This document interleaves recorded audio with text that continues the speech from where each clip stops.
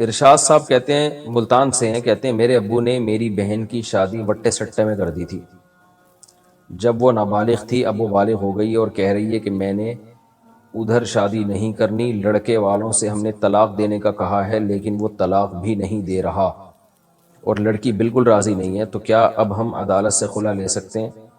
لڑکے والوں کو ہم نے پیسے کی بھی آفر کی ہے لیکن وہ نہیں مان رہے اور کہہ رہے ہیں کہ عدالت ہمیں بلائے گی تب بھی ہم نہیں آئیں گے، تو کیا عدالت کے ذریعے سے ہم خلا لے سکتے ہیں؟ دیکھیں، اگر نابالغ بچی کا نکاح ہو گیا اور انتظار کیا کہ بالغ ہوگی تو ہم اس کی رخصتی کریں گے، ایسا ہی ہوتا ہے، ظاہر ہے نابالغ بچی کی تو رخصتی نہیں کی جاتی، اور بچی چھوٹی ہے تو اس کی شرعاً اجازت بھی نہیں ہے رخصتی کرنے کی، تو پھر بچی اگر بالغ ہوتے ہی یہ کہہ دے کہ مجھے یہ نکاح قبول نہیں ہے، تو اگر والد کے علاوہ کسی نے نکاح کرایا ہو تو اس کو حق ہے، لیکن اگر والد نے کرایا تو چونکہ والد سے بہتر بیٹی کے لیے کوئی بھی نہیں سوچ سکتا، تو پھر والد کا کیا ہوا نکاح ختم نہیں کیا جا سکتا جب تک کہ یہ ثابت نہ ہو جائے کہ باپ نے اس نکاح میں واضح طور پر بیٹی کے مفاد کو قربان کیا ہے۔ جیسے بعض لوگ اپنی بیٹیاں بیچ دیتے ہیں پیسے لے کے، چھوٹی چھوٹی بچیوں کا بڈھے بڈھوں سے نکاح کر دیتے ہیں، تو وہ تو نکاح ہی شرعاً کالعدم ہوگا، کیونکہ اس کی وجہ یہ ہے کہ اس میں باپ نے بیٹی کا فائدہ نہیں دیکھا، اپنا فائدہ دیکھا ہے۔ اگر اس نکاح میں باپ نے بیٹی ہی کا فائدہ دیکھا تھا، وٹا سٹا فی نفسی ہی جائز ہے، بشرطے کہ دونوں طرف مہر ہو، دونوں طرف الگ الگ مہر ہو، لیکن اب سوسائٹی میں اس کے نقصانات بھی ہیں لیکن وہ یقینی نقصانات نہیں ہیں۔ تو باپ نے اگر بیٹی کا نکاح کیا تھا اور بیٹی کے مفاد کو سامنے رکھ کر، اس کے فیوچر کو سامنے رکھ کر فیصلہ کیا تھا، تو پھر بچی کے پاس یہ حق نہیں ہے کہ وہ اس نکاح کو ختم کرے۔ اب اگر وہ نہیں شوہر کے پاس جانا چاہتی کسی بھی وجہ سے، وہ تو کوئی بھی خاتون کبھی بھی ہو سکتا ہے کہ شوہر کے پاس نہ جانا چاہے، ہو سکتا ہے وہ 5 سال کے بعد کہتی میں نہیں رہنا چاہتی، تو کوئی بھی خاتون، اس کے لیے پھر شریعت نے خلا کا راستہ رکھا ہے۔ اور خلا کیا ہے قرآن نے بیان کر دیا سورہ بقرہ میں، اس پر میرا پورا ایک بیان بھی ہے، کلپ ہے، ریکارڈ ہے، وہ آپ سن سکتے ہیں پورے دلائل کے ساتھ، کہ اگر میاں بیوی نہیں رہ سکتے، یعنی بیوی چاہتی ہے شوہر سے علیحدگی، فلا جناح علیہما فیما افتدت بھی، تو شوہر کو راضی کیا جائے کہ وہ مہر لے لے یا اور بھی مزید کچھ رقم لے کے اس کو چھوڑ دے، اور یہ کام شوہر اگر خود سے نہ کر رہا ہو تو کورٹ کا سہارا لیا جا سکتا ہے، کیونکہ کورٹ کے نوٹس کو اور کورٹ کی بات کو شوہر سیریس لے گا کہ بھئی واقعی میری وائف جو ہے علیحدگی نہیں چاہتی ہے، اور کورٹ سے یہ تحفظ بھی ہوگا کہ جو پیسے میں نے متعین کیے وہ مجھے مل جائیں گے، اس لیے شریعت نے اس میں کورٹ میں جانے کا حکم دیا خلا میں، ورنہ خلا خود سے بھی ہو سکتا ہے کورٹ میں جائے بغیر۔ اب آپ نے کہا کہ لڑکے سے مطالبہ کیا، وہ 2 باتیں کر رہا ہے، نمبر 1 یہ کہ میں خلا نہیں دوں گا، میں نہ مہر واپس دوں گا نہ میں خلا دوں گا، نمبر 2 میں کورٹ بھی نہیں جاؤں گا، تو پھر شریعت کا حکم یہی ہے کہ لڑکی کی رخصتی کر دی جائے اور اس کو محبت سے سمجھایا جائے کہ دیکھو سارے مرد ایک جیسے نہیں ہوتے، اور 100% چاہتے ہیں اپنی دنیا میں پوری نہیں ہوتی، ویسے بھی بچیاں ناسمجھ ہوتی ہیں، یہ کسی اور کے پاس جائے پتہ نہیں وہ کیا کیا کرے اس کے ساتھ معاملہ۔ باپ 99% یعنی باپ کے فیصلے میں غلطی کا امکان کم ہے، اور کم عمر بچی کے فیصلے میں غلطی کا امکان زیادہ ہے، تو اس لیے باپ کے فیصلے کو جب ہو چکا ہے تو اب اس کو مان لینا چاہیے۔ میں باپوں کو ترغیب نہیں دے رہا کہ نابالغ بچی کا نکاح کر دیا کریں، یہ ایک الگ بحث ہے کہ کرنا چاہیے کہ نہیں چاہیے۔ اب ایک کام ہو گیا ہے، ایک تو نہ ہوا ہوتا نا تو پھر تو ہم منع کرتے باپ کو، بھائی کیوں نکاح کر رہے ہو آپ ایک کم عمر بچی کا، لیکن اب ایک کام ہو گیا ہے تو پھر اس میں دیکھا جائے کہ اگر اس لڑکے میں کوئی بڑی خرابی نہیں ہے، کوئی واضح خرابی نہیں ہے اس میں، نارمل ایک جیسے لڑکے ہوتے ہیں اسی طرح ہے، تو پھر بچی کو محبت سے سمجھایا جائے کہ بھئی آپ رخصتی پہ آمادہ ہو۔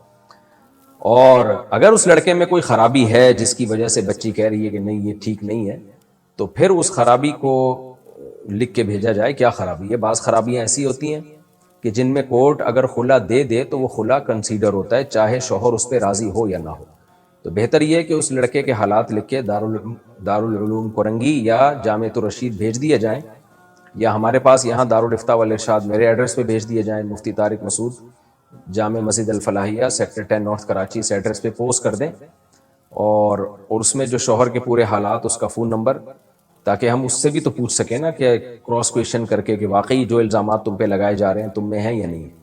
تو اگر واقعی یہ ثابت ہو جاتا ہے کہ یہ لڑکا صحیح نہیں ہے، لڑکی کے جوڑ کا نہیں ہے، اس کا بیسک نان نفقہ ادا نہیں کر رہا، یا اس کو کچھ ویلڈ ریزنز ہوتی ہیں، تو پھر اس میں ہم طریقہ بتا دیں گے بھئی کس طرح سے کورٹ میں کیس فائل کریں، جس طرح سے کہ اس طرح فائل کرنے سے وہ واقعی شرعی خلا ہو جائے گا۔ لیکن اگر لڑکے میں کوئی خرابی نہیں ہے تو پھر بہر صورت لڑکے ہی سے طلاق لینی پڑے گی، ادروائز کورٹ کا خلا پھر ایسی صورت میں وہ کل عدم شمار ہوگا شرعی طور پر، تو یہ نکاح ختم نہیں ہوگا۔ لیکن والدین کو چاہیے اس طرح نہ کیا کریں۔ نابالغ بچی کا نکاح باپ اگر کر دے ہو تو جاتا ہے، لیکن شریعت میں یہ حوصلہ افزائی والا عمل نہیں ہے۔ سوال پیدا ہوتا ہے جب شریعت میں اس کی حوصلہ افزائی نہیں ہے تو شریعت نے اس کی اجازت کیوں دی؟ اجازت بہت ساری وجوہات کی بیس پہ دی گئی ہے۔ وجہ اس کی ہے کہ اسلام قیامت تک کے لیے آیا ہے، ہر وقت ملکی حالات ایک جیسے نہیں رہتے، بعض دفعہ جنگوں میں شکست ہو جاتی ہے، بعض دفعہ بہت سارے مسائل ہوتے ہیں، بعض دفعہ باپ کو ڈر ہوتا ہے کہ یہ رشتہ میرے ہاتھ سے نکل گیا تو مجھے ایسا رشتہ ملے گا نہیں کبھی بھی، تو اس لیے وہ لڑکی کی بلوغت کا انتظار نہیں کرتا، تو اس لیے وہ نکاح کر دیتا ہے کہ بھئی چلو رخصتی بعد میں کر دیں گے لیکن ابھی اس کے نام تو کر دو لڑکی۔ تو بیسیوں قسم کی جب انسان پریکٹیکل لائف میں آتا ہے تو پتہ چلتا ہے۔ تو جب تک ایسی شدید مجبوری نہ ہو تو نابالغ بچی کا نکاح یہ نہیں کرنا چاہیے، اور یہ شریعت میں اس کی ترغیب نہیں ہے۔ نبی نے بالغ ہونے کے بعد نکاح کی ترغیب دی ہے۔ اور پھر بعض علاقوں میں تو ظلم بھی ہوتا ہے بچیوں کے ساتھ، بوڑھے بوڑھے آدمیوں سے ان کی شادیاں پیسے لے کے کر دی جاتی ہیں، تو ایسا نکاح تو شریعت میں کالعدم ہوگا، منعقد ہی نہیں ہوگا۔ انڈیا سے کسی نے پوچھا ہے بیوی جائز باتوں میں نافرمانی کرے تو اس کا کیا حکم ہے؟ صبر کریں، دوسری شادی کریں یا طلاق دیں؟ جائز باتیں ہوں اور اس کی طاقت سے زیادہ نہ ہوں تو پھر ایسی بات میں بیوی پر شوہر کی اطاعت لازم ہے۔ البتہ اس میں عرف کا بھی دخل ہے کہ کس طرح کی باتوں کا حکم دیا جا رہا ہے۔ مثال کے طور پر اگر زوجہ کا تعلق بہت مالدار گھرانے سے ہے، جہاں کروڑ پتی ارب پتی خاندان سے ہے، جہاں پر گھر کے کام کاج عورتیں کرتی نہیں ہیں، اب رائل فیملی میں اگر کوئی شادی کرے گا تو وہ تھوڑی بادشاہ کی بیٹی گھر میں پوچھا لگائے گی وہ یا برتن دھوئے گی وہ، تو بہت ہی اونچی فیملی میں اگر آپ نے شادی کی ہے تو پھر بیوی پر اس طرح کے کاموں میں اطاعت لازم نہیں ہے کہ گھر میں جھاڑو لگائے یا پوچھا لگائے یا برتن دھوئے، کیونکہ ان کے رواج میں نہیں ہے یہ، بلکہ وہاں نوکر چاکر ہوتے ہیں، بلکہ الٹا شوہر کو بیوی کے لیے نوکر رکھنا پڑے گا بیوی کی خدمت کے لیے۔ تو خدمت کا دائرہ کار ہر ایک کے لیے الگ ہے۔ ہاں بیوی ایسے خاندان کی تھی جہاں گھر میں عورتیں خود سے سارا کام کرتی ہیں، گھروں میں جھاڑو بھی خود ہی لگاتی ہیں، کوئی بہت لینڈ لارڈ فیملی سے ان کا تعلق نہیں ہے، تو پھر بیوی کو گھر کے کام کرنے پڑیں گے۔ شوہر اگر کہے گا تو پھر بیوی پر لازم ہوگا کہ لازمی کرے، وہ نہیں کرے گی گناہگار ہوگی، کیونکہ یہ پھر جائز مطالبہ ہے شوہر کا، کوئی ایسا کام نہیں کہہ رہا جو اس کے اسٹینڈرڈ سے ہٹ کرو، تو اس لیے ایسی صورت میں بیوی پر شوہر کی اطاعت لازم ہوگی۔ تو اسٹینڈرڈ دیکھا جائے گا کہ وہ کس خاندان کی ہے۔ باقی جو نارمل چھوٹی موٹی باتیں ہوتی ہیں، جائز باتیں ہوتی ہیں، تو اس میں عورت پر بہرحال شوہر کی اطاعت لازم ہے انتظامی معاملات میں، کیونکہ شوہر گھر کا سربراہ ہے، اور انتظامی چیزوں میں جن کا مینجمنٹ سے تعلق ہو ان میں سربراہ کی اطاعت کرنا شرعاً لازم ہوتا ہے۔ ہاں کچھ چیزیں ایسی ہوتی ہیں جس کا تعلق انسان کے بنیادی رائٹس میں سے ہے یا شریعت کے حقوق میں سے ہے، تو اس میں شوہر پھر بلا وجہ کی پابندیاں نہیں لگا سکتا۔ مثال کے طور پر بیوی اگر والدین سے ملنا چاہتی ہے، یہ نہیں کہ روزی اٹھ کے جا رہی ہے، کبھی کبھار ملنا چاہتی ہے، تو چونکہ والدین سے ملنا یہ اسلام کا بھی حکم ہے، اور بیوی کے اپنا بھی حق ہے کہ وہ اپنے رشتہ داروں سے، قریبی رشتہ داروں سے، بھائی بہنوں سے مل سکتی ہے، تو اس میں شوہر پابندی نہیں لگا سکتا کہ نہیں مل سکتی، الا یہ کہ کہیں کوئی بہت زیادہ فساد پیدا ہو رہا ہو، کیونکہ بعض لوگ عورت کے کان بھرتے ہیں اور گھر خراب کرتے ہیں، ورنہ نارملی شرعاً اس کی اجازت نہیں ہے کہ شوہر بیوی پر اس طرح کی پابندیاں لگائے، یا شوہر بیوی پہ بلا وجہ پابندی لگا رہا ہے تم نے یہ نہیں کھانا وہ کھانا ہے، بھائی اس کا پیٹ ہے، اس کی چاہت ہے، وہ جو مرضی کھائے۔ تو خامخواہ کی جو ٹینشنیں دینے والے میاں ہوتے ہیں وہ ایک الگ بات ہے، اس میں تو کسی کی اطاعت جائز نہیں ہے، لازم نہیں ہے، لیکن جو جائز باتیں ہیں جن کا گھر داری سے تعلق ہے، مینجمنٹ سے، گھر بھی ایک اسٹیٹ ہوتی ہے، ریاست ہوتی ہے چھوٹی سی، تو اس کا بھی ایک سربراہ ہوتا ہے جس کو جو مرد ہوتا ہے اللہ نے اس کو سربراہ بنایا ہے، تو جیسے ملک کے سربراہ کی جائز باتوں میں اطاعت لازم ہے، ایسے ہی گھر کے سربراہ کی جائز باتوں میں اطاعت عورت پر اور بچوں پر لازم ہے۔ باقی آپ نے کہا کہ پھر بھی نافرمانی کرے تو صبر کریں یا شادی کریں یا طلاق دیں؟ صبر کریں، شادی تو ویسے ہی کر لیں، اطاعت کرے تو بھی کر لیں شادی، وہ تو اللہ نے ویسے ہی ترغیب دی ہے۔ نبی صلی اللہ علیہ وسلم نے سیدہ عائشہ رضی اللہ تعالی عنہ کی شادی کے بعد بھی کتنی شادیاں کی ہیں، حالانکہ سیدہ عائشہ آپ کو سب سے زیادہ محبوب تھیں اور آپ میں کوئی خرابی نہیں تھی سیدہ عائشہ رضی اللہ تعالی عنہ میں، اس کے باوجود بھی کی ہیں۔ اللہ نے جو قرآن میں فرمایا فَانْكِحُوا مَا طَابَ لَكُم مِّنَ النِّسَاءِ مَثْنَىٰ وَثُلَاثَ وَرُبَاعَ، کہ نکاح کرو جو عورتیں تمہیں پسند آئیں، جو مناسب لگیں، ان میں 2 2 3 3 4 4 سے نکاح کرو. اللہ نے یہ نہیں کہا کہ پہلی عورت نافرمان ہو نالائق ہو تو دوسری کرو. اللہ نے کہا جو بھی پسند آئے ان سے کرو، یعنی چاروں پسندیدہ ہونی چاہیے، چاروں مناسب ہی ہونی چاہیے. کوشش کریں. باقی یہ کہ طلاق کی طرف نہ جائیں. طلاق کا تو انتہائی ایسی صورت میں اقدام کرنا چاہیے جب حدود اللہ پہ قائم رہنا بہت ہی مشکل ہو جائے، اور اس کا بھی پھر ایک پروسیس ہے طلاق کا، جلد بازی میں نہ کیا جائے یہ کام. طلاق کے سائیڈ ایفیکٹ زیادہ ہوتے ہیں گھر میں بیوی کے کام کاج نہ کرنے سے، یعنی وہ کام کاج نہیں کرتی اس کا اتنا نقصان نہیں ہوگا دونوں کو، لیکن طلاق دے دی تو دونوں کو اس کا بڑا بھاری بھرکم نقصان ہو سکتا ہے. اور یہ نقصان صرف عورت کو نہیں ہوتا، میاں کو بھی ہوتا ہے. عمرہ کرنے سے پہلے سب رشتہ داروں اور محلے والوں سے ملنا ضروری ہے؟ نہیں جی، ایسی کچھ بھی نہیں ہے، کوئی ضروری نہیں ہے. سلام دعا کر لینی چاہیے. اچھے مبارک سفر پہ جا رہے ہیں، ہیلو ہائے السلام علیکم، کیا حال ہے، ٹھیک ٹھاک، تو وہ دعاؤں کا کہہ دیتے ہیں، ان کے لیے دعا کر لینی چاہیے. زمین پر بیٹھ کر نماز پڑھتے ہوئے اگر پیر قبلے کی طرف پھیلا لیں تو سجدے پر تو زمین پر سجدہ کیسے کریں؟ اگر بیٹھ کے نماز پڑھ رہے ہیں اور پاؤں موڑنا مشکل ہے اور قبلے کی طرف مجبوری میں پھیلانے پڑ رہے ہیں، جیسے بیمار لوگ کو بیچارے گھٹنے فولڈ نہیں کر سکتے وہ، تو پھر اشاروں سے سجدہ کریں. رکوع میں تھوڑا سا جھکیں، سجدے میں تھوڑا اور زیادہ جھک جائیں. اور یہ کرسی پہ بیٹھ کے نماز پڑھنے سے 1000 گنا بہتر ہے. کرسیوں کے رواج کو ختم کریں مسجدوں میں. اتنی کرسیاں آ گئی ہیں، یہ چرچ بن جائیں گی مسجدیں، دیکھنے میں ایسا لگے گا جیسے چرچ ہے. تو اگر زمین پہ بیٹھ کے کھڑے ہو کے نماز مشکل ہے بھائی، نیچے زمین پہ بیٹھ کے پڑھو، پاؤں قبلے کی طرف کریں، ٹانگیں پھیلا لیں آگے، اشاروں سے رکوع سجدہ کریں. یہ زیادہ سنت کے قریب ہے بنسبت کرسیوں پہ بیٹھ کے نماز پڑھنے. اگر ناپاک بدن پر پاک کپڑا پہن لیا تو کیا کپڑا بھی ناپاک ہو جائے گا؟ اگر ناپاک بدن پر جو گندگی نجاست تھی وہ خشک تھی، سوکھی ہوئی تھی، تو پھر اس کے اوپر دوسرا کپڑا پہننے سے وہ کپڑا ناپاک نہیں ہوتا. البتہ جسم پر اگر گیلی نجاست لگی ہوئی تھی، گیلی گندگی تھی، چونکہ آپ پھر اپنے کپڑے پہنیں گے تو وہ ظاہر ہے گیلا ہونے کی وجہ سے ان کپڑوں میں بھی سرایت کر جائے گی، تو پھر وہ کپڑے ناپاک ہوں گے. میں ایک ٹیلر ہوں اور دوسری دکان سے کام لے کر انہیں کام کر کے دیتا ہوں. اگر ان کا کپڑا بچ جائے تو کیا میں بغیر اجازت خود استعمال کر سکتا ہوں؟ عام طور پر جو کپڑا بچ جاتا ہے تو کپڑے کے مالکان کی طرف سے اجازت ہی ہوتی ہے کہ جو بچ گیا تو وہ کوئی واپسی کا مطالبہ نہیں کرتے. پھر بھی احتیاط اسی میں ہے کہ آپ ان سے صراحتاً پوچھ لیں یا لکھ کے لگا دیں، بھائی جو کپڑا بچ جائے گا تو ہمیں اجازت دی جائے کہ ہم اس کپڑے کو جہاں چاہیں استعمال کر سکیں. اس طرح کے ایک بورڈ لکھ کے لگا دیں تو بالکل بے غبار معاملہ ہو جائے گا. ورنہ اصولی طور پر تو جواب یہی ہے کہ جو کپڑا سلواتے ہیں ان کا کپڑا اگر بچ جائے تو ان کو کوئی سروکار نہیں ہوتی، اس سے سروکار نہیں ہوتا اس سے کہ وہ کون استعمال کر رہا ہے. تو وہ ٹیلر کو گویا دلالتاً اجازت ہی ہوتی ہے کہ جو چاہے کرو بھائی اس کا. کیا خواتین اذان سے پہلے نماز پڑھ سکتی ہیں؟ جی ہاں، جب وقت داخل ہو جائے تو نماز پڑھی جا سکتی ہے چاہے اذان نہ بھی ہوئی ہو. کیا زوال کے وقت قرآن پڑھ سکتے ہیں؟ جی ہاں پڑھ سکتے ہیں. ارشاد صاحب کہتے ہیں جی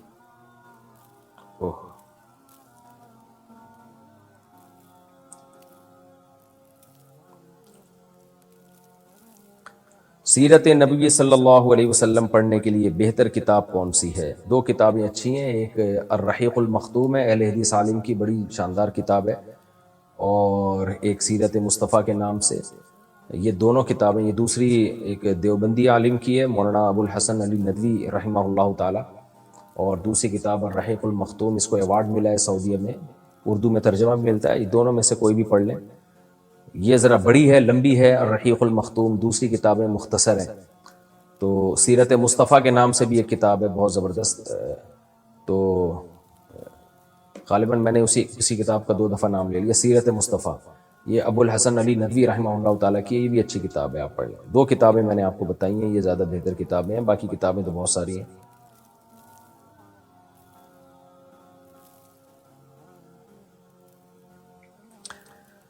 اچھا بھائی، محمد بشیر حیدرآباد سے، حلال روزی حاصل کرنے کے لیے کوئی دعا بتا دیجئے. یا رزاقو کثرت سے پڑھا کریں، رات کو تہجد میں اٹھ کے 2 رکعت پڑھ کے اللہ سے دعا مانگیں. حدیث میں آتا ہے رات کے آخری حصے میں اللہ آسمان دنیا پہ آتے ہیں اور کہتے ہیں حل من مسترزقین ارزق لہ، کوئی ہے مجھ سے روزی طلب کرنے والا کہ میں اس کو روزی دوں. تو بہترین وقت ہے آپ اس میں آئیں، اللہ سے دعا مانگیں. تو اسی طرح یا رزاقو پڑھیں یا حسبی اللہ و نعم الوکیل زیادہ سے زیادہ پڑھا کریں، تو واللہ خیر الرازقین یہ پڑھ لیا کریں جب موقع ملے۔ تو یہ کچھ وظائف ہیں جن کے پڑھنے سے اللہ سے امید ہے کہ رزق میں برکت ہوگی۔ باقی اصل کام جو اسباب اختیار کرنے کا، اس سے غافل نہ ہو۔ صرف یہ نہیں کہ بستر پہ پڑے پڑے آپ وظیفے پڑھ رہے ہیں، صبح اٹھیں، جاب تلاش کریں، محنت کریں، کوئی ایبیلٹی اپنے اندر پیدا کریں، پڑھائی لکھائی میں دل نہیں لگاتے، پھر جب جاب نہیں ملتی ہے تو پھر وظیفے پڑھتے ہیں، پھر بھی دن ملتی تو کہتے ہیں دیکھو ہم نے اللہ کا نام لیا پھر بھی اللہ روزی نہیں دے رہا۔ تو ایک پورا پروسیس ہے روزی کا بھائی، اس سے گزر کے جائیں، پھر دعائیں قبول ہوتی ہیں۔ اپنی طرف سے جو کام ہے وہ تو پورا کریں۔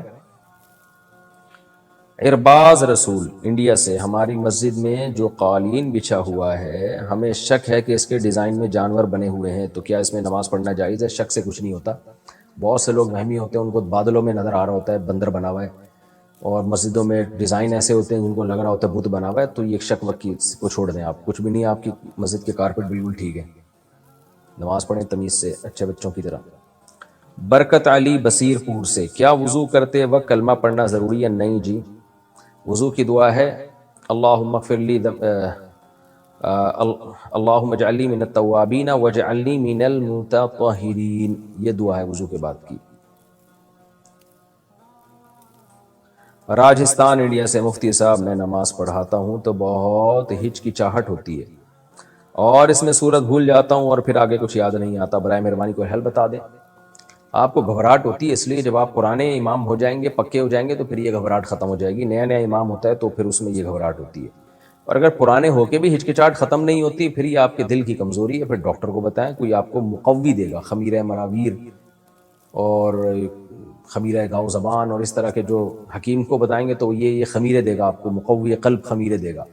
ڈاکٹر کو بتائیں گے تو کوئی ہو سکتا ہے ملٹی وٹامن دے دے آپ کو، تاکہ آپ تھوڑے پاورفل ہو جائیں۔ باقی نئے نئے امام بنے ہیں تو نئے نئے جب انسان امام بنتا ہے تو سب کو ہچکچاہٹ ہوتی ہے، نارمل ہے۔ یہ جب نماز پڑھاتے رہیں گے تو یہ ہچکچاہٹ ختم ہو جائے گی۔ کیا مسجد میں مولی کھا سکتے ہیں؟ نہیں جناب، مولی میں اسمیل ہوتی ہے، کچا پیاز اور مولی یہ کھا کے مسجد میں جانا بھی ٹھیک نہیں ہے، اور مسجد میں بیٹھ کے کھانا تو بالکل ہی ٹھیک نہیں ہے۔ آپ پکی ہوئی مولی ہو کھا سکتے ہیں۔ تعویذ پہن کر میت کے پاس جانا کیسا ہے؟ تعویذ پہننا، پہلے تو یہ پوچھیں، تعویذ پہننا پسندیدہ کام نہیں ہے، مت پہنے۔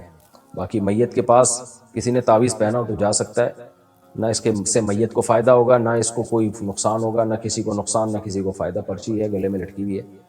بہرحال جائز ناجائز کی بحث میں نہیں پڑتا، کمال توکل یہی ہے کہ یہ چیزوں سے ان چیزوں سے انسان دور رہے، اور اس بحث میں نہیں پڑتا کہ اس سے فائدہ ہوتا ہے کہ نہیں ہوتا، لیکن بہرحال کمال توکل یہی ہے کہ نہ پہنا جائے تعویذ۔ محمد ایان صاحب، ہمارے چچا مدرسے حفظ کرنے گئے تھے، چچا گئے تھے ماشاءاللہ، 6 پارے حفظ کر کے واپس آ گئے۔ کیوں بھائی؟ سب کہتے ہیں کہ ان پر اثرات ہیں، بہت سے مولاناؤں کو بتایا، کوئی کہتا ہے شیطان ہے، کوئی کہتا ہے اثرات ہیں۔ جن مولاناؤں نے بولا نا شیطان ہے، ان کے بارے میں ڈاؤٹ ہے کہ وہاں کوئی ایسی قسم کی چیز نہ ہو۔ دماغی ڈاکٹر کو کہا تو دکھایا تو اس نے کہا دماغی مرض ہے، اور دوا بھی دے دی، بستر گیلا کر دیتے ہیں، اب شادی کرنے کا کہہ رہے ہیں، ہم ان کی شادی کرا دیں، ہم بہت پریشان ہیں۔ شادی کرا دیں، لیکن جو علاج ان کا چل رہا ہے تھوڑے دنوں میں ان کی وائف کا بھی وہی علاج شروع ہو جائے گا، تو بھائی پہلے ان کا دماغ تو سیٹ کرا دو اور ڈاکٹر سے علاج کرائیں۔ اگر آپ نے ان کے عاملوں کے پاس لے گئے تو ان کی بیماری کم نہیں ہوگی، بڑھ جائے گی، اور وقتی فائدہ ہوگا لیکن بیماری بڑھے گی۔ تو 99.9% یہ دماغی بیماریاں ہی ہوتی ہیں، اور شروع میں ان کا بہت آسانی سے علاج ہو جاتا ہے۔ تو ڈاکٹر کو دکھائیں، میڈیسن دے دیں گے، انشاءاللہ کوئی کیمیکل آگے پیچھے ہو گئے سیٹنگ پہ آ جائیں گے، جب بالکل سیٹنگ پہ آ جائیں تو پھر ان کی شادی کر دیں تاکہ اگلے کی سیٹنگ خراب نہ ہو، ورنہ اس میں بھی جن چڑیل بھوت آنا شروع ہو جائیں گے عاملوں کے بقول۔ انس ملک انڈیا سے، کیا شادی کے بعد ساری عمر اللہ کے راستے میں گزار سکتے ہیں؟ گزاریں گے تو وہ اللہ کا راستہ کہلائے گا نہیں، کیونکہ بیوی کے بھی حقوق ہوتے ہیں۔ اگر بیوی کو، جوان بیوی کو چھوڑ کر آپ چلے گئے اور گھر ہی نہیں آ رہے، اللہ کے راستے میں ہی ہیں، تو وہ اللہ کا راستہ تھوڑی ہے، تو وہ لیبل اللہ کے راستے کا ہے، ہوگا وہ شیطان کا راستہ۔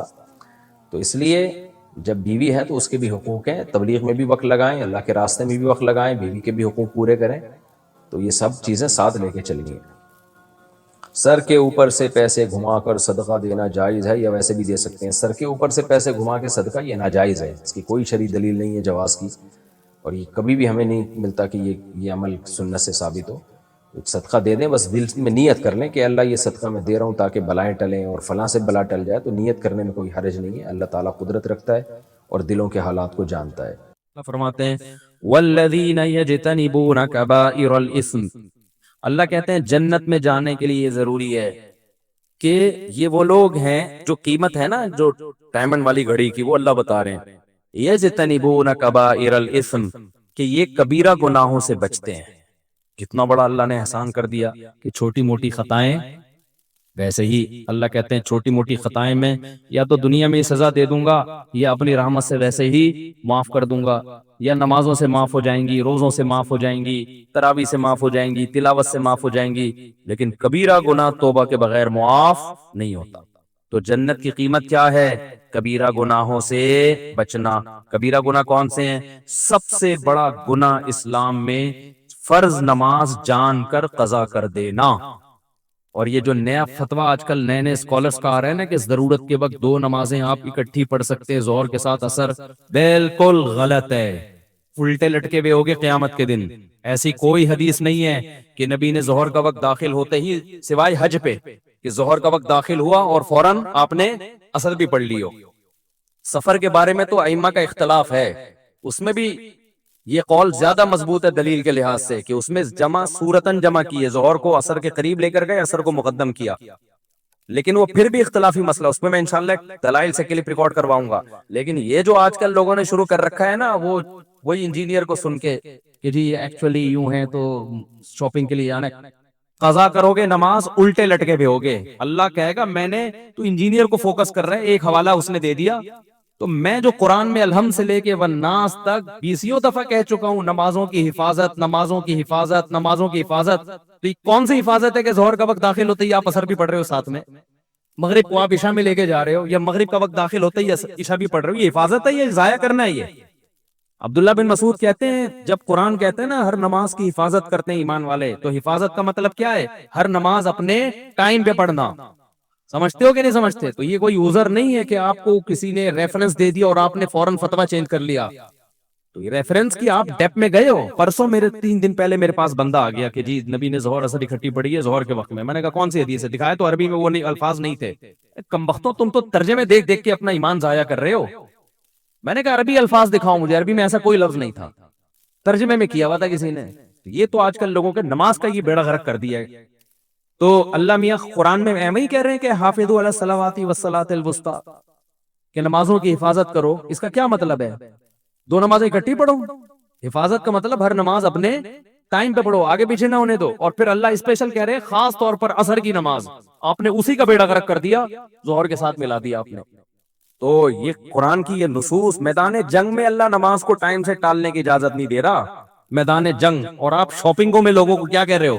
اور کہہ رہے ہو اکیڈمی میں ایکچولی تھوڑا ہمارے بھی کبھی کبھار مصروف ہوتے ہیں۔ وہ جو عبداللہ بن عباس کی حدیث ہے نا، اس کا میں مطلب بتاؤں گا انشاءاللہ، اس میں بہت خیانتیں کی ہیں ترجمہ کرنے میں اور اس کی تفسیر کرنے میں۔ ان کے شاگرد نے اس کا کیا مطلب بتایا، ان کا شاگرد کہہ رہے عبداللہ بن عباس ظہر کو عصر کے قریب لے کر گئے اور عصر کو مقدم کیا، یہ ان کا شاگرد کہہ رہا ہے کہ میرا خیال ہے ایسے کیا۔ اس کا ترجمہ انجینئر صاحب نے کیا کہ کوئی حنفی بیٹھا ہوا تھا، اس نے یہ تعویل کر دی۔ پھر کہہ رہا ہے کہ میں عبداللہ بن عباس کو فالو کرتا ہوں، کسی اور کو نہیں۔ عبداللہ بن عباس نے یہ کب کیا کہ ظہر کا وقت داخل ہوتا ہی عصر پڑھ لی ہے، یا ظہر کو عصر تک قضا کیا ہے؟ یہ کب کیا ہے؟ ان کا شاگرد جو بتا رہا ہے اس کو آپ کہہ رہے ہو کہ میں وہ حنفی تھا کوئی شاگرد ہوں۔ فضول قسم کی، جس آدمی کو انزائٹی کا پیشنٹ ہو، جو جس کو پتہ ہی نہیں کہ اوٹ پٹانگ پھینکے جا رہا ہے، اور میں اللہ کی قسم مجھے اس پہ تعجب نہیں ہوتا، وہ جو سامنے بیٹھے ہوئے مکھنچو ہیں مجھے ان پہ تعجب ہوتا ہے۔ یار لپیٹنے کی بھی تو کوئی حد ہوتی ہے۔ تم اس سے پوچھ نہیں سکتے کہ حضرت یہ تعویل جو کہ ہے کہ ظہر کو مؤخر کیا عصر کو مقدم کیا، یہ کسی حنفی نے کی ہے یا عبداللہ بن عباس کے شاگرد نے کی ہے؟ شاگرد نے کی ہے، تو شاگرد استاذ کی بات کو زیادہ سمجھتا ہے، یا 1500 سال کے بعد ایک جہلم میں بیٹھا ہوا انجینئر عبداللہ بن عباس کو زیادہ سمجھتا ہے؟ سمجھ میں آ رہی ہے بات کہ نہیں آ رہی ہے؟ پھینکے جاؤ، پبلک بیٹھی ہے کیچ کرنے کے لیے۔ ہمارے ایک استاذ تھے، اللہ ان کی مغفرت کرے اگر انتقال ہو گیا۔ استاذوں کے بارے میں ایسی بات کرنی تو نہیں چاہیے، لیکن اب کسی کو کیا پتا، وہ کرتے تھے اس طرح کی باتیں نا، تو پھر طلبہ مذاق اڑاتے تھے۔ وہ کیا کرتے جب کلاس میں آتے نا تو اپنی تعریفیں بہت زیادہ کرتے تھے، وہ تھے قابل استاذ لیکن بہت زیادہ کرتے تھے، میں یوں ہوں میں یوں ہوں میں یوں ہوں میں یوں ہوں، پھر بولتے رہتے۔ تو میں نے ایک دن ایک لڑکے کو دیکھا وہ یوں یوں کر رہا ہے بیٹھ کے، یوں یوں یوں، میں نے کہا یہ کیا کر رہا ہے بھائی تو؟ وہ لڑکا بھی میں جانتا ہوں یہاں بیان میں بھی بیٹھا ہوا ہے، اب وہ تو ہمارا دوست اب تو بڑا ہو گیا، وہ بچے جوان ہو گئے اس کے، تو وہ یوں یوں کر رہے ہیں۔ میں نے کہا کیا کہہ رہے ہیں یار؟ یہ پھینک رہے ہیں میں لپیٹ رہا ہوں، وہ پتنگ میں نہیں مانجا پھینک، میں لپیٹ رہا ہوں۔ اچھا یوں ڈیسک کے نیچے کر کے لپیٹ رہا ہوتا تھا۔ تو میں نے کہا یہ تو ایسا نہیں کرو یار۔ کہتے ہیں بھائی ایک دن ان کی تعریف ہم نے سن لی، 2 دن ہو گئے، 3 دن ہو گئے یار، اب اتنا دنیا میں نیک کہ یہی ٹیچر ایک پیدا ہوئے ہیں۔ ٹیچر واقعی قابل تھے لیکن بہت زیادہ کرنے لگے تھے نا، تو ہمیں بڑی ہنسی آئی۔ تو اگلا پھینکے جا رہا ہے، آپ بیٹھ کے کیا کر رہے ہو؟ لپیٹے۔ نبی حضرت صفیہ کو بخاری میں ہے کہ گھر چھوڑنے کے لیے گئے، یعنی مسجد سے باہر نکل، تم وہ تو ترجمہ دیکھ لو اس کا، اور ترجمہ بھی غلط ہو سکتا ہے، عربی الفاظ تو دیکھو نا، تم علماء سے تو پوچھو۔ ظہر کے ساتھ عصر اکٹھی ہو رہی ہے، مغرب کو ڈیلے کیا جا رہا ہے، اور دلیل وہ عبداللہ بن عباس کی دی جا رہی ہے کہ میری امت حرج میں نہ پڑے، اور یہ بھی کہا جا رہا ہے کہ اگر ہر نماز اپنے ٹائم پہ ہی پڑھنی تھی تو اس میں آسانی کیا ہوئی؟ او بھائی آسانی اس میں ہے کہ آپ کو 2 نمازوں کے لیے 2 دفعہ آنا ہے، اب ایک ہی دفعہ میں 2 نمازیں نمٹ جائیں گی، تو یہ آسانی نہیں ہے، تو کامن سینس کی بات ہے۔ کسی دن کسی ضرورت سے امام صاحب یہ کریں کہ ظہر کو عصر تک لے گئے، عصر کے قریب ظہر پڑھ لی اور کہا عصر کا وقت داخل ہوتے ایسے ہی پڑھ لیں گے، بڑی سہولت ہو جاتی ہے اس سے۔ تو کبھی کبھار اگر کوئی ایسا کر لے کوئی حرج نہیں ہے، تو نبی نے بھی ایسا اسی لیے کیا ہے کہ کبھی کبھار کر لیا جائے تو کوئی حرج نہیں ہے، لیکن اس میں ہر نماز اپنے ٹائم پہ ہی پڑھی ہے۔ سمجھتے ہو کہ نہیں سمجھتے؟ یہ کہاں لکھا ہے کہ قضا کی ہے وہ؟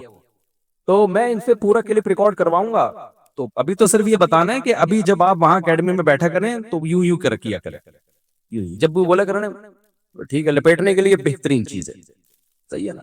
باقی متاثر نہ ہوا کریں، یہ ریسرچ بھائی اٹ از کالڈ ریسرچ، وہ کوئی ریسرچ نہیں ہے۔ عبداللہ بن عباس سے سنن نسائی میں خود یہ تعویل منقول ہے کہ ظہر کو مقدم کیا، ظہر کو مؤخر کیا، عصر کو مقدم، اور دوسری کتابوں میں ان کے شاگرد کہہ رہے ہیں کہ ایسا کیا ہے، ان کو کہہ رہے ہیں وہ کسی حنفی نے بول دیا کہ میں تو ابن عباس کو فالو کرتا ہوں۔ ابن عباس کو آپ فالو نہیں کر رہے، آپ ابن عباس پر وہ چیز تھوپ رہے ہو جو آپ کی اپنی ذاتی رائے ہے، جس سے عبداللہ بن عباس بری ہیں۔ سمجھتے ہو کہ نہیں سمجھتے؟ تو ہر نماز، کیونکہ مجھے لوگوں نے بتایا کہ دفتروں میں لوگ شروع کر دی ہے ظہر کے ساتھ اکٹھی عصر بھی پڑھ رہے ہیں، تو یہ اللہ جو کہہ رہا ہے عصر کی حفاظت کرو، اور میدان جنگ میں بھی اللہ نمازوں کے طریقے بتا رہا ہے، اس تکلف کی کیا ضرورت تھی؟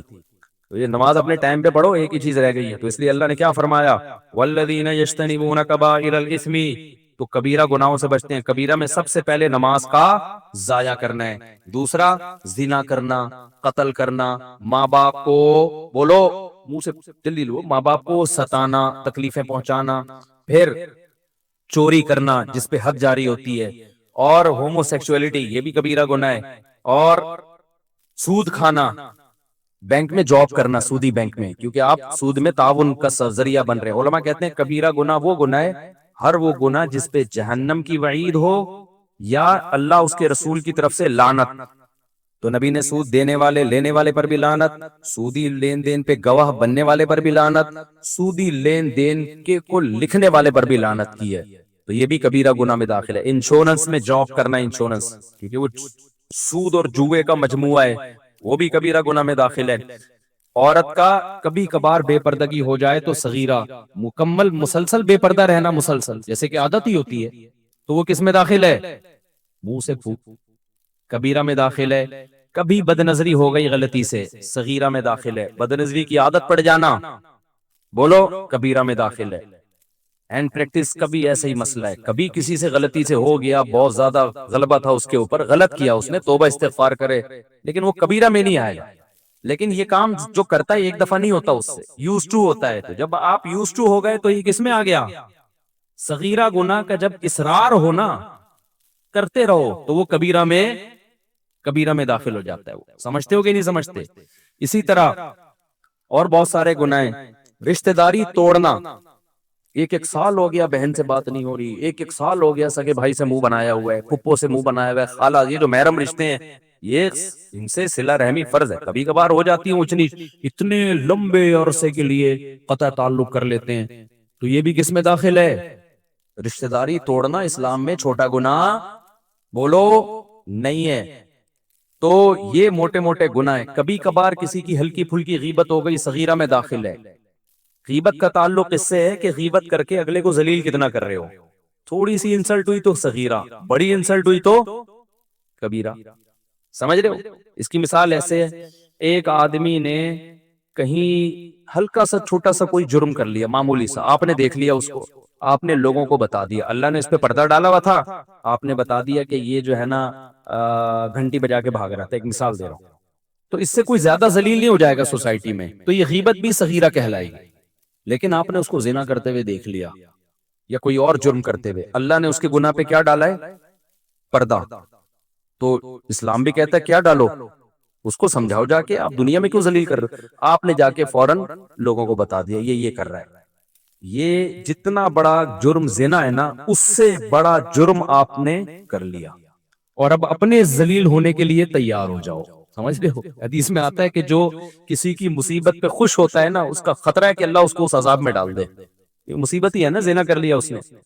آج میڈیا پہ کیسے چیزیں وائرل کرتے ہیں، خفیہ ویڈیو لیک ہو گئی، ہوٹل کی ویڈیو لیک ہو گئی، فلانے کی خفیہ ویڈیو لیک ہو گئی۔ کمال کی بات ہے، لیک ہونے والے کو کوئی برا نہیں کہہ رہا، لیک کرنے والے کو کوئی برا نہیں کہہ رہا ہوتا۔ کیا دنیا میں سارے ایسے ہیں کہ وہ ان کا کبھی کوئی چھپ کے کوئی گناہ ہی نہیں کیا انہوں نے؟ اگر اللہ سب کو ایکسپوز کر دے، عامر لیاقت کی بیوی نے کیا کیا تھا، اس کی برہنہ ویڈیو شائع کر دی، اس وقت سارے کلپ عامر لیاقت کے خلاف بن رہے تھے، میں حیران تھا، اس کی بیوی کو کوئی کچھ نہیں کہہ رہا۔ کتنی بڑی مجرم تھی وہ عورت، کتنی ذلیل عورت تھی وہ، کہ جو میاں بیوی کے خاص معاملات ہوتے ہیں اس میں وہ بے شرم عورت جو ہے اس کے بغیر کپڑوں کی ویڈیو وائرل کر رہی ہے، اور لوگ اسے ایک لفظ کہنے کے لیے تیار نہیں ہے، سارا نزلہ عامر لیاقت پہ اتار رہے ہیں۔ تو یہ ہماری سوسائٹی کا نا بہت بڑا عیب ہے کہ جو گناہ کچھ وائرل کر رہا ہے اس کو ایک لفظ نہیں بولا جاتا، اور سارا نزلہ اس پہ جو چھپ کے گناہ کر رہا ہے، جو چھپ کے کر رہا ہے تو شریعت نے تو اس پہ پردہ ڈالنے کا حکم دیا ہے۔ ہاں کھلے عام کر رہا ہے تو پھر اس کو ذلیل کرتے پھرو۔ تو یہ بہت بڑا المیہ ہے ہماری سوسائٹی کا بھائی، بتا رہے ہوتے ہیں مزے لے لے کے اس نے یہ کیا، اور پھر ان میں اکثر جھوٹ بھی ہوتا ہے، ہمیشہ سچ نہیں ہوتا اس میں۔ تو اس لیے، اور خاص طور پہ طلاق کے بعد نا، یہ ذہن میں رکھو، میاں بیوی ایک دوسرے پہ الزام لگاتے ہیں، ان الزاموں کو کبھی ویلیو نہ دیا کرو۔ شوہر کہتے ہیں میری بیوی غلط تھی اس لیے میں نے طلاق دے دی، بولو تو الو کا پٹھا ہے، جب دے دی ہے تیری بیوی نہیں ہے تو شرم نہیں آتی کسی اجنبی عورت کے بارے میں ایسی باتیں کرتا ہوا؟ بس نہیں اچھی تھی تو نے چھوڑ دیا نا، تو تیرا کام تھا کر لیا، اب کیوں بول رہا ہے کہ وہ ایسی تھی وہ ویسی تھی؟ میڈیا پہ جب بھی کوئی بغیرت آیا کرے نا، طلاق دے کے بولا کرے میری بیوی نے یہ کیا اس لیے میں نے چھوڑا، اس بغیرت گالیاں لکھ کے دیا کرو، گالیوں کا اثر پڑتا ہے۔ آپ سمجھ رہے ہو کہ اس پہ اثر نہیں ہوگا اثر، جب گالیاں جائیں گے نا دبا کے، وہ پڑھے گا کمنٹس، اس کی نیندیں اڑیں گی، بولے گا میں نے غلط کر دی۔ اور اسی طرح عورت اپنے شوہر پہ الزام لگا رہی ہو نا لڑکی کے بعد، اس نے یہ یوں تھا، یہ یوں تھا، یہ یوں کرتا تھا، یہ لڑکیوں سے باتیں، اس کو بولو تو ایک نمبر کی کیا ہے، بے شرم ہے، جب تیرا میاں نہیں ہے تو تجھے کیا لینا دینا؟ تو یہ ہماری سوسائٹی میں نا، اور میڈیا والے بھی چسکے لیتے ہیں بالکل، تو بہت مزے لے لے کے اس کو وائرل کر رہے ہوتے ہیں۔ یہ اسلام میں حرام ہے، گناہ بولو کبیرہ ہے۔ اسی طرح بھائی کہتے ہوئے ڈر لگتا ہے لیکن مسئلہ میں چھپا نہیں سکتا، مرد کے لیے داڑھی کاٹنا بھی گناہ ہے، بولو کبیرہ ہے، یہ بھی گناہ کبیرہ میں آتا ہے، تغییر خلق اللہ میں آتا ہے۔ عورت کا آئی بروز بنانا گناہ ہے، بول دو نا کبیرہ ہے، کیونکہ نبی نے لعنت کی ہے۔ ہاں کسی عورت کی آئی بروز بہت زیادہ گھنی ہوں اور آپس میں بہت زیادہ ملی ہوئی ہوں تو پھر اتنا سیٹنگ کی جا سکتی ہے کہ اس کو نارمل حالت، بیوٹی کی نیت سے نہیں، عیب دور کرنے کے لیے اس کو نارمل کنڈیشن پہ لایا جا سکتا ہے۔ اس کی مثال ایسے ہے کہ جیسے دانتوں میں جو خلا پیدا کرے گا نا بیوٹی کے لیے، نبی نے اس عورت پہ لعنت کی ہے۔ عرب کے میں ایسا ہوتا تھا، خواتین کیا کرتی تھی اس زمانے میں بھی ڈینٹسٹ ہوتے تھے، تو دانتوں میں نا خلا پیدا کرواتی تھی، کیونکہ دو دانت میں اگر بیچ میں گیپ ہو تھوڑا سا، بعض لوگوں پہ اچھا لگتا ہے نا، بول دو اچھا لگتا ہے، وہ بعضوں کے نہیں بھی لگتا، تو نبی نے لعنت فرمائی، المتفلجات، وہ عورتیں جو دانتوں میں گیپ پیدا کرواتی ہیں ان پر اللہ کی لعنت۔ کیوں؟ اللہ کی بنائی ہوئی تخلیق کو کیا کر رہی ہیں؟ چینج۔ دانتوں کی سیٹنگ آپ چینج نہیں کر سکتے، آپ کی ناک جیسی ہے اللہ نے گاڈ گفٹڈ ہے، اس کو چینج مت کرو کہ آپریشن کر کے اتنی باریک نہ، وہ ڈاکٹر دکھا رہے ہوتے ہیں یہ والی ناک پسند ہے، یہ مائیکل جیکسن کی ہے، یہ فلانے کی ہے، یہ فلانے کی ہے، کون سی سوٹیبل ہے؟ یہ نہیں ہے بھائی جو اللہ نے ناک دے دی وہی ہے. ہاں کسی میں عیب پیدا ہو جائے چاہے وہ پیدائشی ہو یا ایکسیڈنٹ کی وجہ سے ہو, اس عیب کو دور کرنا جائز ہے. اب ایکسیڈنٹ ہوا, اچھے بلی ناک دائیں بائیں ہو گئی تو اس کو سیٹنگ پہ لا سکتے ہو بھائی. یا پیدائشی طور پر پیدا ہوا بچہ کوئی ناک اس کی غیر معمولی طور پر بھدی ہے جو عام لوگوں کی ہوتی نہیں ہے, کوئی غیر معمولی ہے, تو اس کو آپریٹ کر کے نارمل کنڈیشن میں. اسی طرح دانت آگے بھی نہیں کر سکتے پیچھے بھی نہیں, لیکن کسی کے پیدائشی طور پہ دانت بہت زیادہ آگے نکلے, یعنی جب دانت نکلے تو بعض لوگوں کے دانت ایسے ہوتے ہیں نا ہونٹوں سے بالکل باہر آ رہے ہوتے ہیں, وہ قدرتی طور پر ایک عیب ہے, وہ کھانے میں مشکل, پینے میں مشکل, وہ ہر وقت دانت دکھا رہے ہوتے ہیں لوگوں کو. تو ایسی صورت میں یہ چونکہ ایک عیب ہے تو اس کو آپریٹ کر کے نارمل کنڈیشن پہ لانا بولو جائز.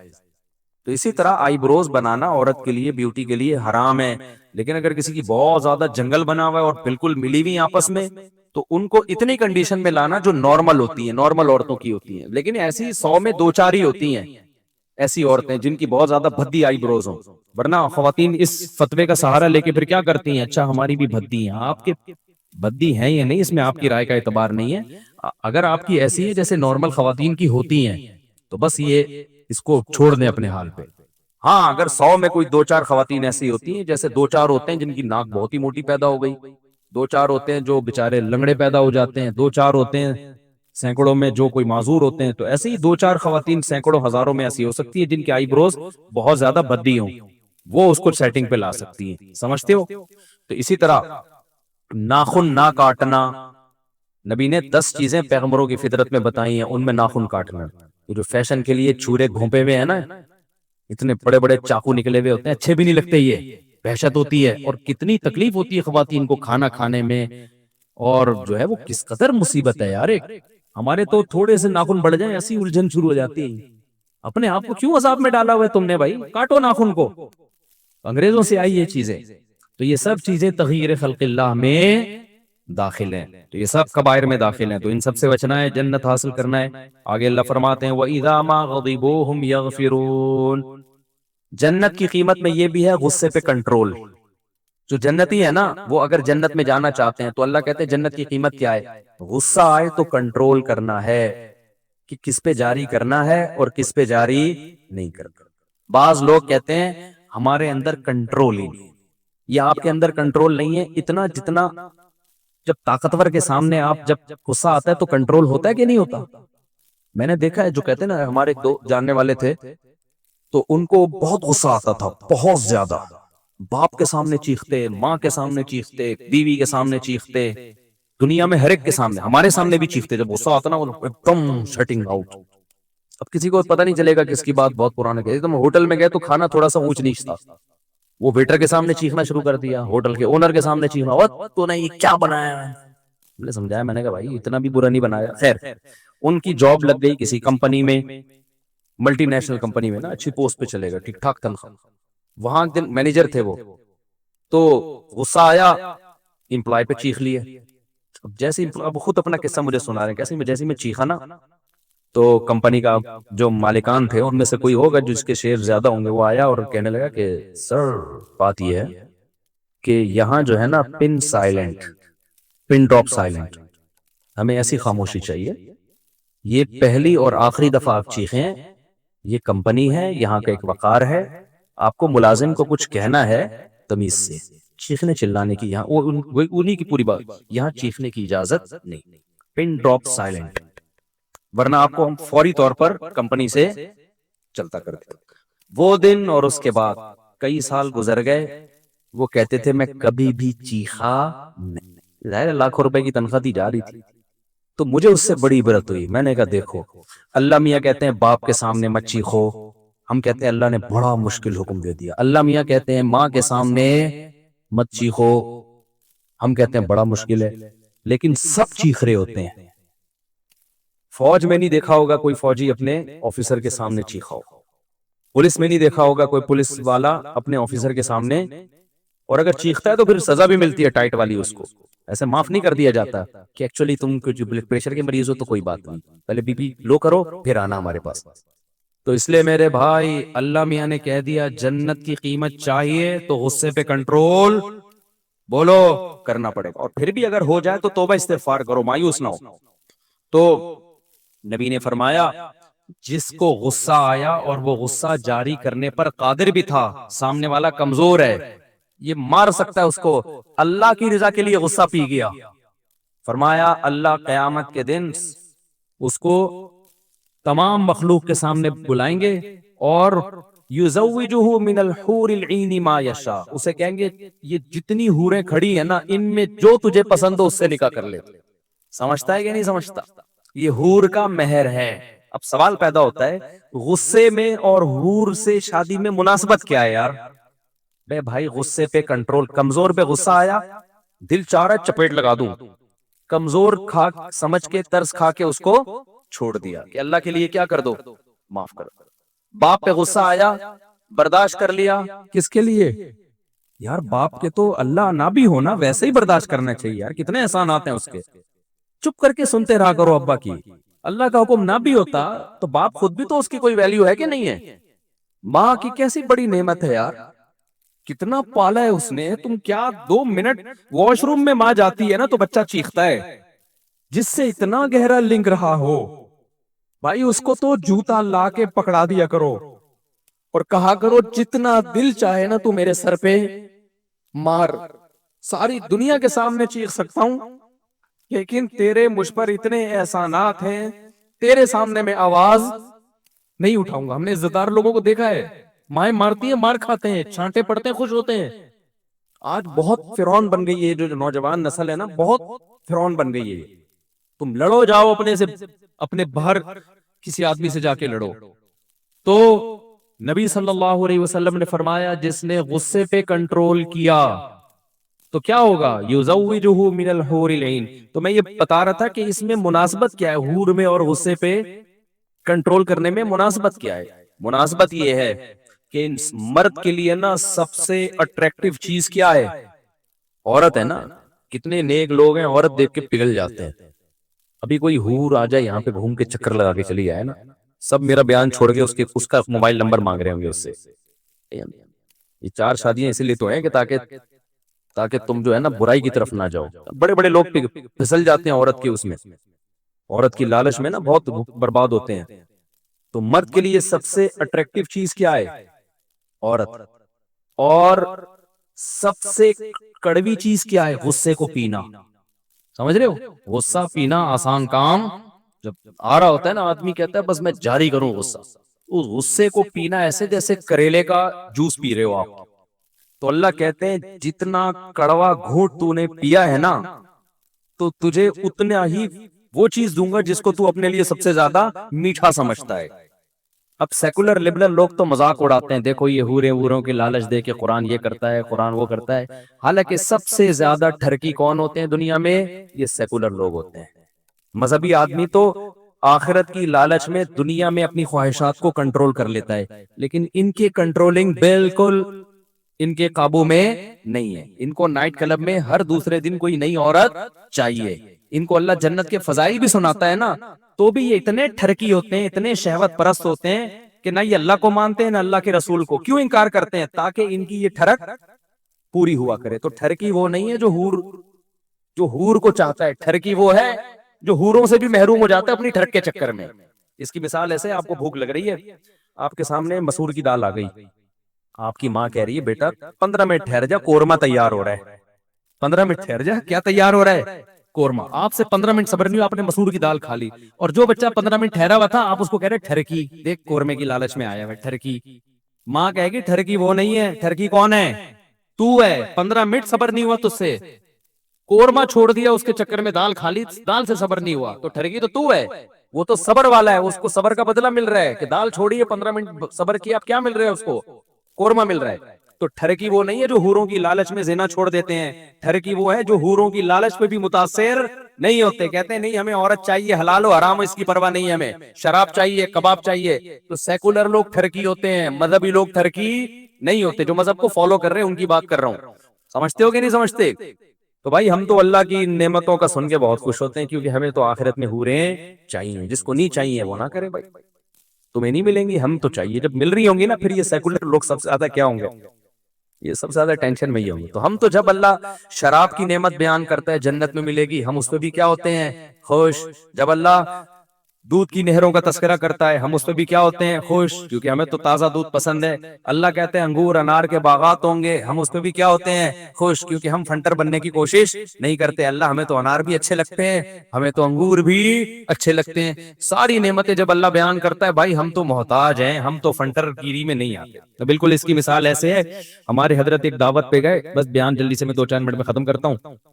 ایک دعوت پہ گئے، ایک پیر صاحب بیٹھے ہوئے تھے، تو حضرت بھی تھے اس دعوت میں. تو جو مرید تھا نا اس نے مرغے اور وہ بڑا مرغن غذائیں، بریانی، کوفتے، کباب بنا کے رکھ دیے. وہ پیر صاحب خام خواہ کے فنٹر بن رہے ہیں نا کہ نہیں یہ کیا ہے؟ دنیا پرستی، ایک ڈش ہونی چاہیے بس ہلکی سادہ. یہ کیا ہے؟ حضرت فرمائی آپ کے لیے نہیں میرے لیے ہے. سارے کوفتے نا اپنی طرف، آپ نہیں. تو بھائی جو چیز اچھی ہے وہ اچھی لگے گی کہ نہیں لگے گی؟ کسی کو کوفتے پسند ہیں، کسی کو کباب پسند ہے. تو حالانکہ اس پیر کو سب سے زیادہ دل چاہ رہا ہوگا کہ وہ جو لیگ پیس ہے نا اس پہ میں شبخون ماروں. تو اللہ کو فنٹر گیری پسند نہیں ہے. تبھی دیکھو ایک صحابی دعا مانگ رہے تھے، اللہ تو مجھے مصیبتیں دے اور پھر صبر کی توفیق دے. نبی نے اس دعا کو پسند نہیں کیا. یہ عبدیت کے خلاف ہے. بھائی دعا مانگو اللہ تو ہمیں مصیبتیں نہیں دے، ہمیں خوشیوں بھری زندگی چاہیے.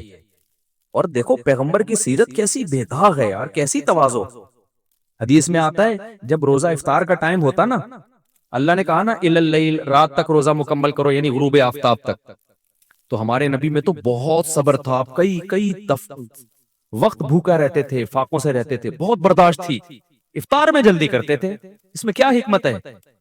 افطار میں اتنی جلدی کہ ایک صحابی کو کھڑا کر دیا پہاڑ پہ، جیسا ہی سورج غروب ہو اشارہ کر دینا فوراً افطار. یہ تواضع. بھائی اللہ میں نے پابندی یہاں تک لگائی ہے، اب ہم اس سے آگے نکلنے کی کوشش. ہم اللہ کو بتائیں گے اللہ تو نے تو کہا 12 گھنٹے کا، میں 14 گھنٹے کا رکھوں گا، میں 15 گھنٹے کا روزہ. مجھے کوئی بھوک نہیں ہے، پکوڑے کھا رہے ہیں لوگ، کھجوریں کھا رہے ہیں، میری صحت پہ کوئی فرق. ایکچولی میں بہت مضبوط اعصاب کا مالک.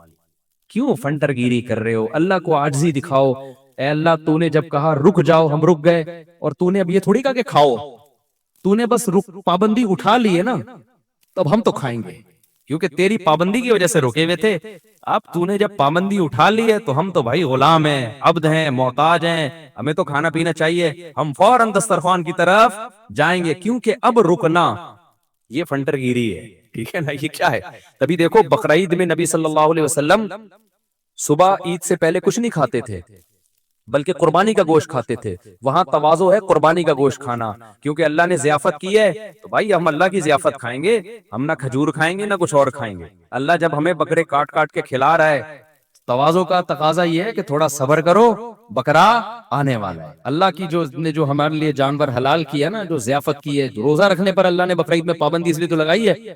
تو یہ تواضع تھی کہ اس وقت بھوکا رہنا، کہ بھئی قربانی کے گوشت سے کھانا. لیکن عید الفطر میں آپ عید سے پہلے کھاتے تھے. کیوں؟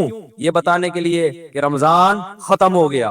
اب اگر نہ کھاتے نا تو لوگ کہتے ہیں اب کیونکہ نہ کھانے کی عادت پڑ چکی ہے تو یوز ٹو ہو گئے ہیں، تو کوئی بات نہیں، اب ہمیں عادت ہو گئی ہے، اب ہم کوئی صبح ناشتہ ہمارے لیے ضروری نہیں، اب ہم اپنے 12 بجے 1 بجے کھا لیں گے. نہ، نبی صلی اللہ علیہ وسلم نے عید کی نماز سے پہلے کھایا، کھجور کھائی. حالانکہ آپ کھانے پینے کے شوقین نہیں تھے. اس میں علماء نے حکمت بتائی ہے، اس لیے کھایا یہ بتانے کے لیے کہ آج اللہ کی طرف سے ہم پر پابندی نہیں ہے. اب نہیں ہے تو ہم تو کھائیں گے بھائی.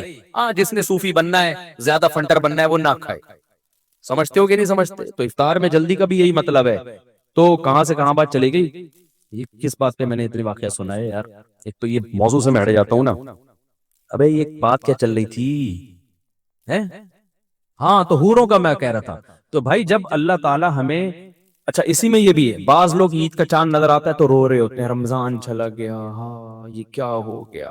تو میں ان لوگ سے کہتا ہوں تم کل بھی پرسوں دوبارہ سے رمضان شروع کر دو. بھائی جب اللہ نے کہا روزے رکھو، ہم کس پہ خوش تھے؟ روزے. لیکن روزہ بہرحال ایک ٹینشن ہے، آدمی اس طرح سے ایکٹیو نہیں رہتا. میں تو بہت ہی مرجھایا ہوا رہتا ہوں. مجھے کوئٹہ میں ایک پشتو پٹھان ملے بوڑھے. ابھی جب میں گیا تھا نا ایک دن کے لیے کوئٹہ، مجھے کہنے لگے مفتی صاحب صرف نسوار کی اجازت مل جائے روزے میں، خدا کی قسم پورے سال روزہ رکھوں گا میں. مجھے وہ بوڑھے میاں کہہ رہے ہیں نا صرف نسوار کی اجازت مل جائے پورے سال روزے، نسوار کے بغیر صبر نہیں. تو کوئی نسوار کا عادی ہے، کوئی چائے کا عادی ہے، کوئی پان کا عادی ہے، کچھ کی عادت بھی نہ ہو نا، خالی پیٹ منہ انسان کا خشک سا رہتا ہے، کام میں اس کا دل اس طرح نہیں لگتا، تو روزہ ایک بہرحال ایک ٹینشن ہے، تو جب تک اللہ نے ٹینشن دی ہے ہم وہ ٹینشن لیں گے، جب اللہ اٹھا دے گا تو روئیں گے نہیں، ہم خوش ہوں گے، اے اللہ تیرا فضل ہوا، تو نے ہم سے پراٹھا بھی چھین لیا تھا 1 مہینے کے لیے، تو نے ہم سے دوپہر کا کھانا بھی لے لیا، چائے گٹکے پان سب چیزیں تو نے ہم سے لے لی، تیرا حکم تھا ہم تو اس کو فالو کر رہے ہیں، لیکن ہم بندے ہیں، ہم تیری نعمتوں پہ خوش ہوتے ہیں، اب جب تو نے چاند دکھا دیا، چاہے صحیح دکھایا غلط دکھایا، کیونکہ پاکستان میں یہ مسئلہ بھی ہوتا نہیں ہے، بعض دفعہ ہو بھی جاتا ہے، تو اعلان ہو جاتا ہے، اب وہ تو ہلال کمیٹی کی ذمہ داری ہے نا، لیکن اے اللہ جب حکومت نے کہہ دیا کہ کل عید ہے تو تیرا بھی حکم ہے حکومت کے فیصلے کو مانو، تو تیرے وجہ سے اب ہم کیا منائیں گے کل عید، تو ہم روئیں گے نہیں، ہم کیا ہوں گے خوش ہوں گے۔ حکیم اختر صاحب رحمہ اللہ فرمایا کرتے تھے جب چاند نظر آئے کرے نا اعتکاف والے خوشی خوشی گھر جایا کریں، خوشی خوشی گھر جایا کریں، تو عید کو عید ہی منانا ہے، رمضان کو رمضان ہی منانا ہے۔ کتنی ٹینشن ہوتی ہے رمضان میں یار، بہرحال ہوتی ہے، لیکن وہ اس کی برکتیں بھی حاصل ہوتی ہیں، ایسا نہیں ہے، اس برکت کی وجہ سے کسی کو آنسو نکل جائیں تو کوئی حرج بھی نہیں ہے، منائے تو نہیں نا، غم ہونا ایک الگ چیز ہے، غم کا منانا، دیکھو عید کے دن کسی کو غم ہو گیا، کوئی غم کی خبر پہنچی، نیچرلی آنسو نکل رہے ہیں، گناہ نہیں ہے، غم منا رہا ہے عید کے دن، یہ برا ہے کہ نہیں ہے؟ خوشی کا دن ہے بھائی، اب غم کیوں منا رہے ہو؟ منانا الگ چیز ہے، ہونا الگ چیز ہے، تو ہو رہا ہو تو ایک الگ بات ہے۔ تو خیر جلدی سے میں آپ کو مکمل کرتا ہوں، تو اس لیے میں کہہ رہا تھا جنت کی نعمتوں پہ خوش ہوا کرو، تو سیکولر لبرل بولتے ہیں یہ دیکھو مولویوں نے جنت کے چکر میں ڈالا ہوا ان لوگوں کو، اور جنت کی حوریں ووریں اور شہد کی نہریں اور دودھ کی نہریں، اس چکر میں یہ تہجد پڑھ رہے ہیں، بھائی ہم تو پڑھ رہے ہیں اس چکر سے، اگر ہم پڑھ رہے ہیں تو اسی چکر میں پڑھ رہے ہیں، صحیح ہے نا؟ آپ کو تھوڑے سے کہیں سے پیسے مل رہے ہوں تو آپ پوری پوری رات اسٹڈی کر کے اپنی نیندیں خراب کرتے ہو، تو ہمیں تو پوری پوری جنت مل رہی ہے بھائی، تو کیوں نہیں نیند 2-4 رکعتیں اللہ کے سامنے کیوں نہیں پڑھیں، کیوں اللہ کے سامنے اٹھ کے دعائیں نہ مانگیں؟ تم بحریہ ٹاؤن کے چکر میں کیا کیا کر لیتے ہو، ہم اس جنت کے چکر میں کچھ نہ کریں، تو ہم تمہاری طرح بیوقوف تھوڑی ہیں، صحیح ہے؟ تو بھائی ہمیں تو جنت کی نعمت، ہمارے نبی کی سنت ہے یہ، جب جہنم کی آیتیں آتی خوف زدہ ہوتے، جنت کی آیتیں آتی خوش ہوتے آپ صلی اللہ علیہ وسلم، تو اس لیے ہمیں جب دودھ کی نہروں کا ہم تذکرہ سنتے ہیں بہت بولو خوش، اور جب ہم شہد کی نہروں کا تذکرہ سنتے ہیں بہت خوش ہوتے ہیں، جب ہم جنت میں قطوفھا دانیہ کے گھنے باغات ہوں گے یہ تذکرہ سنتے ہیں بہت خوش ہوتے ہیں، ہم سوئٹزرلینڈ کو بھول جاتے ہیں کہ بھائی جب سوئٹزرلینڈ ایسا تو جنت کیسی ہوگی، اور جب حوروں کا تذکرہ سنتے ہیں تو بہت نہیں بہت زیادہ خوش ہوتے ہیں، کیونکہ ہم آدمی ہیں، ٹھیک ہے نا، اللہ کا بڑا فضل ہے۔ ہاں جو دلہنوں کو میک اپ کرنے والے لوگ ہیں، آج کل دلہنوں کو بھی مرد میک اپ کر رہے ہیں، بیوٹی پارلر کھولے میں مرد دلہنوں کو میک اپ، آج فجر میں یہ بات ہو رہی تھی تو وہ کوئی بتا رہے تھے ایک بندے نے بیوٹی پارلر کھولا دلہنوں کو تیار کرتا ہے، تو میں نے کہا اس کو فتنے کا خطرہ نہیں، اس نے کہا وہ چھکے ہو چکے ہوتے ہیں بیچارے، حقیقت ہے یہ، جو عورتوں میں گھسا رہے گا نا سارا دن اس میں زنانہ پن پیدا ہو، تو وہ جب حوروں کا تذکرہ سنتے ہیں تو وہ بالکل بھی خوش نہیں ہوتے، وہ کہتے ہیں خربوزہ کھلا دو ہمیں جنت میں، آم کھلا دو، انار کھلا دو، یہ حورے ورے نہیں، تو یہ حورے اللہ نے ہم میرے اور اللہ کرے جنت میں چلے جائیں، ایسا نہ ہو کہ وہاں کوئی اور ہی پروگرام چل رہا ہو، تو جنت جہنم کی آیتوں پہ پریشان ہونا اور جنت کی آیتوں پہ خوش ہونا یہ ایمان کی علامت، بس یہ میں آیت کا ترجمہ کر کے ختم کر دوں، آگے اللہ فرماتے ہیں والذین استجابوا لربہم، یہ اللہ کی دعوت پر لبیک کہتے ہیں، واقاموا الصلاۃ، جنت کی قیمت بیان ہو رہی ہے نا، اقاموا الصلاۃ، نماز قائم کرتے ہیں، یہ نہیں کہ اکیڈمی میں 2 نمازیں قائم، کا مطلب ہی ہر نماز اپنے ٹائم پہ پڑھنا ہے،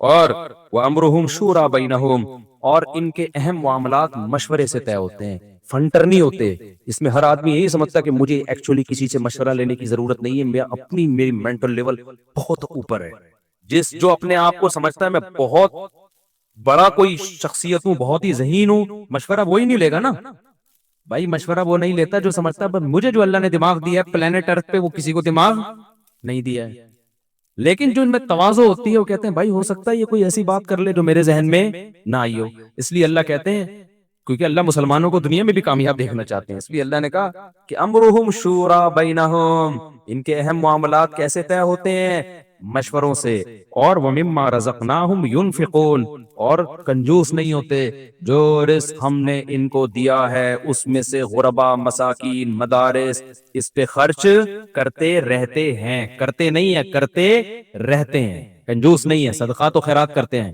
اور بھی اللہ نے آگے اس میں کچھ صفات بیان کی ہیں، لیکن یہ بہت امپورٹنٹ تھی اس لیے میں نے بیان کر دیا، وقت بھی ہو گیا۔